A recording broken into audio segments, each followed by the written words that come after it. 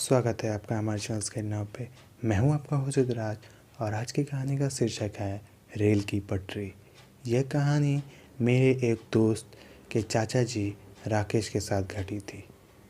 दिल्ली से उत्तर प्रदेश के अपने पैतृक निवास लौट रहे थे। ट्रेन काफ़ी लेट हो चुकी थी। वे अपने स्टेशन पर उतरे तो रात के 1:30 बज चुके थे। छोटे स्टेशनों पर देर रात को सवारी मिलने में दिक्कत होती है। फिर राकेश जी का घर शहर के बाहर पड़ता था, इसलिए वे रेलवे लाइन के किनारे किनारे चलने लगे।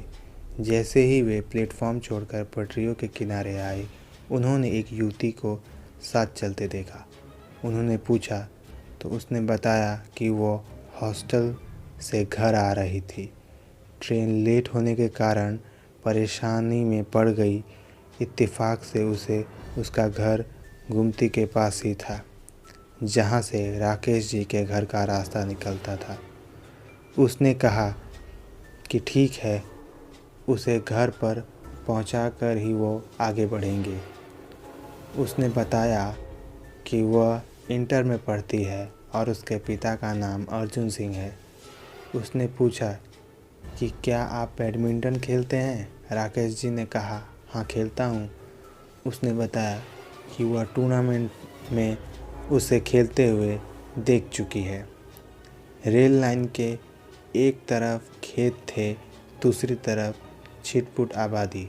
कुछ घर अभी बन ही रहे थे, कुछ घरों से रोशनी आ रही थी।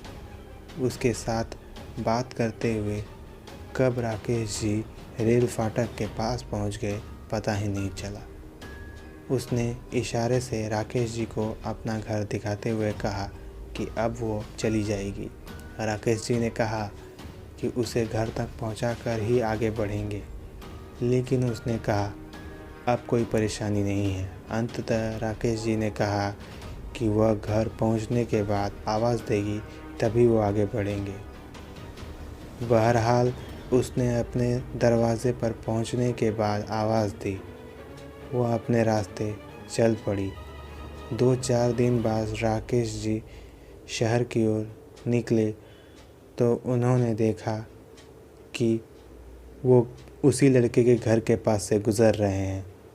उन्होंने पास एक दुकानदार से पूछा कि अर्जुन जी का घर कहाँ है, तो उसने एक घर की ओर इशारा करते हुए बताया कि गेट के पास जो टहल रहे हैं वही अर्जुन सिंह हैं। राकेश जी ने उनके पास पहुंचकर उन्हें नमस्ते अंकल कहा। वे राकेश को पहचानने की कोशिश कर ही रहे थे। इसके बाद क्या हुआ ये आपको पता चलेगा इसी कहानी के अगले भाग में। तब तक के लिए मैं आपका होस्ट राज, मिलता हूँ किसी अगली स्टोरी में। जय हिंद, जय भारत।